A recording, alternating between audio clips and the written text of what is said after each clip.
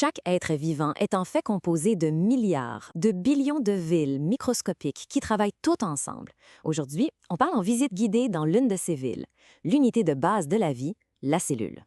Pour comprendre comment ça marche, on va utiliser une analogie.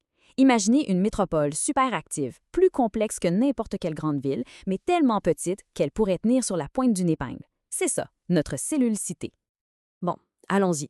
Le secret de ces villes, qu'on appelle les cellules eucaryotes, c'est qu'elles sont organisées en départements spécialisés. En biologie, on nomme ça des organites. Et chacun, mais vraiment chacun, un job crucial pour que la ville roule. Alors, notre premier arrêt, c'est le centre névralgique de la ville. C'est là que sont gardés les plans directeurs et c'est là que toute la production commence. Et voici le noyau. Pensez à ça comme à l'hôtel de ville. C'est une vraie forteresse qui protège le trésor le plus précieux de la cellule, le plan directeur complet, l'ADN. Toutes les instructions pour construire et faire fonctionner la ville sont là-dedans. Mais des plans, ça ne sert à rien si personne ne les lit, pas vrai? C'est là que les ribosomes entrent en jeu. Ce sont les usines de la ville. Elles reçoivent des copies des plans, qu'on appelle l'ARN, et elles les utilisent pour construire les produits dont la ville a besoin pour fonctionner, les protéines. OK, maintenant qu'on a fabriqué nos produits de base, comment est-ce qu'on les assemble, qu'on les prépare et qu'on les envoie où il faut? Bienvenue au département de l'assemblage et de l'expédition. Ici, on a le réticulum endoplasmique, ou le RE pour les intimes. C'est un immense réseau. D'un côté, il y a le RE rugueux. On dit rugueux parce qu'il est couvert de ribosomes, nos petites usines. C'est la chaîne d'assemblage des protéines. De l'autre côté, il y a le RE lisse. Lui, il n'a pas de ribosomes. Son rôle, c'est de construire des lipides puis de servir de centre de désintoxication pour la ville. Le parcours d'une protéine, c'est toute une aventure. Regardez ça. Elle est assemblée sur le ER rugueux, ensuite elle est emballée dans des petites bulles, des vésicules, et envoyée au prochain département. Là, elle est modifiée, triée, avant d'être finalement expédiée à sa destination finale. C'est une chaîne logistique hyper efficace. Et ce grand centre de tri, c'est quoi? C'est l'appareil de Golgi. On peut voir ça comme le bureau de poste principal de la ville ou son usine de finition.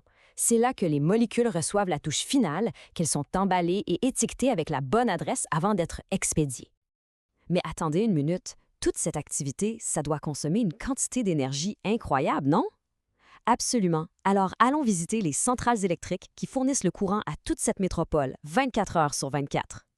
Dans presque toutes nos cellules citées, on trouve des mitochondries. Ce sont les centrales thermiques qui convertissent le carburant, la nourriture, en énergie utilisable. Dans les villes végétales, par contre, il y a aussi des chloroplastes. Eux, ce sont des centrales solaires et captent l'énergie du soleil pour la transformer en carburant. Et tenez-vous bien, parce que ça, c'est fascinant. Les mitochondries ont leur propre ADN complètement séparé de celui du noyau. Et cet ADN mitochondrial, on le reçoit uniquement de notre mère. C'est fou, hein? Les scientifiques pensent qu'à l'origine, c'était des bactéries indépendantes qui ont fini par s'installer à l'intérieur de nos lointains ancêtres cellulaires.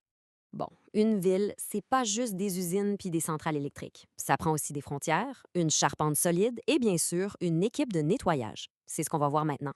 L'infrastructure, c'est le nerf de la guerre. La membrane plasmique, c'est la frontière de la ville, le poste de douane qui contrôle tout ce qui entre et sort.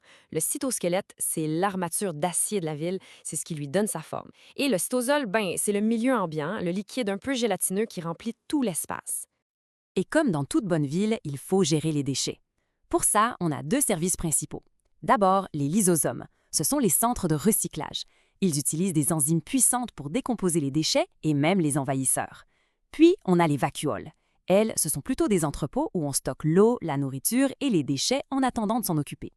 On arrive à la fin de notre tour, ce qui nous amène à une question vraiment importante. Si toutes ces villes ont exactement le même plan directeur, le même ADN, pourquoi est-ce qu'elles ne se ressemblent pas toutes? Autrement dit, pourquoi est-ce qu'il y a différents types de villes? Comment ça se fait qu'une cellule de muscle n'a rien à voir avec une cellule nerveuse, par exemple? Ben, la réponse, c'est la spécialisation. La fonction d'une ville est déterminée par les départements, les organites qu'elle décide de développer le plus. C'est un peu comme une vraie ville qui serait connue pour son quartier des affaires ou une autre pour son port industriel. Par exemple, une cellule de muscle, c'est une ville qui a besoin de beaucoup d'énergie. Alors elle est pleine à craquer de centrales électriques, de mitochondries. Une cellule de poumon, elle, doit produire et exporter des protéines pour protéger les voies respiratoires. Donc, elle va avoir un réseau de ER rugueux super développé. Et une cellule nerveuse, elle va miser sur son cytosquelette pour construire de longues branches afin de transmettre les signaux sur de longues distances. Donc, le point à retenir, c'est vraiment ça. La forme et l'organisation interne d'une cellule-cité sont directement liées à son rôle spécialisé dans l'organisme. En gros, la structure détermine la fonction. C'est aussi simple et aussi complexe que ça. Et ça nous laisse avec une dernière question pour la route. Si une cellule est une ville si complexe et si bien organisée, qu'est-ce qui arrive quand un seul de ses départements tombe en panne? C'est en répondant à cette question qu'on commence à comprendre l'origine de bien des maladies.